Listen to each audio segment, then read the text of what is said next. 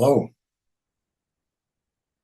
I am now an official member of the Hermetic Order of the Golden Dawn. If they still exist, I don't think they exist anymore. But if they do, I'm an official member. And if you join now, you get these beautiful candlesticks here. They're useful. Actually, I just had to bring these up here. Linda didn't want them down in the basement anymore. Hello. I'm all set now. I got a copy of the Hermetic Order of the Golden Dawn here. Very easy read. You see, nothing to it. I just had to pick it up. It doesn't exist anymore, the Golden Dawn, I don't think. But it's a lot of weird stuff in there, so I thought I would pick this up. And I also got my candle holders here now. They were down in the front room, but Linda didn't want them there no more, so I got them up here. I don't know where I'm going to put them yet. We've had them for a while, though. I make a good ashtray if I want it. But so that's what that's all about. Anyway, today we're going to be talking about the 3-card spread and the 3-point spread. The 3 points is 3 separate 3-card spreads created from 6 cards. And it's a pretty neat spread. And it's something I came up with this year. I have another video on it somewhere in here. When I'm through reading this, I'll find it and show it to you. But in the meantime, I thought I would just make this here. And so I'll show you what this is all about. So the 3 points. 6 cards for 3-card spreads. It's the 3 corners are common cards. What I guess a good way to put it would be master cards.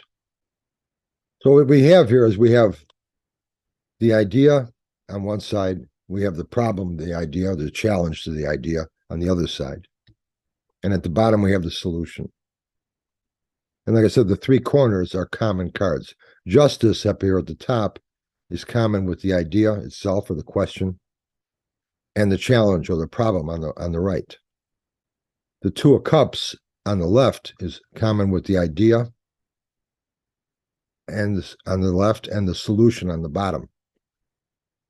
The Hangman on the right, in the lower right, is common with the problem or challenge and the solution at the bottom. So these are common cards. The 3 center cards are not. You could read these in any order you want to. As far as top to bottom, bottom to top, to read the middle card first, it doesn't make any difference. Whatever you feel is going to fit right for the 3 cards.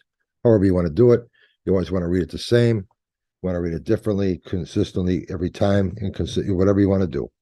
But I'd like to read them just, I think I'm looking at them, and whatever I feel like it's going to look good or work right. And I like this bottom card, 2 of Cups to start with, 2 of Cups to the Justice card. And I say that this is a couple. If this was a couple, that's how I would interpret it. So let's just say it's a couple. And they're looking into their options here for a major move here into Justice card. The 3 of Wands is their options. They have a lot of options looking out into that vast horizon. And the Justice card is it feasible? What's feasible here? What's realistic? Can it be done? Now on the right, we have the problem or the challenge. Again, the issue up here is the top, this how realistic is it? And we have a lot of busyness here with the Knight of Swords. These could be challenges or issues we still need to take care of. These could be problems we're having that need to be resolved. Also, this hangman is showing us that whatever we do with this, it's going to be a major shift in our life. This reminds me of something like the couple leaving town, relocating, and starting their own business somewhere. Major shift. So they would leave what they have, which is a secure situation. They would relocate. For some reason, they would have to relocate to make this business work, whatever it happens to be. But what I see here, if that was the case, obviously then these two people are on the same page and have the same pursuits of happiness that they would want to have in the business. They would both want to share in this business.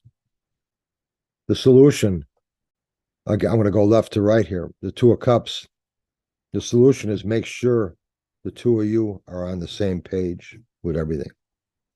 Make sure it's really what you want to do. And if it isn't, if you don't know for sure, or if you want to fine tune something with it, make sure you're both in agreement with that. There can't be any misunderstandings, or I thought it would be different. There can't be any surprises because of this major shift with the hangman.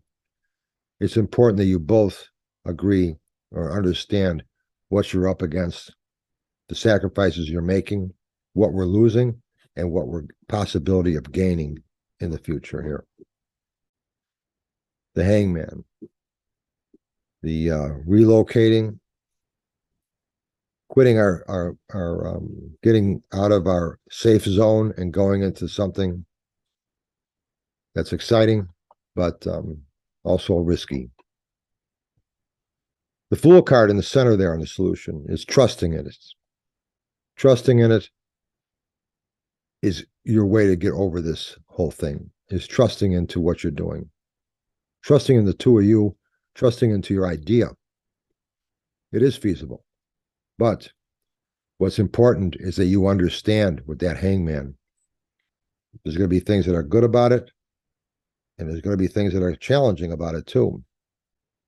And there are certain things you have right now you're going to miss. But I think overall, it's a good move. It's a happy move.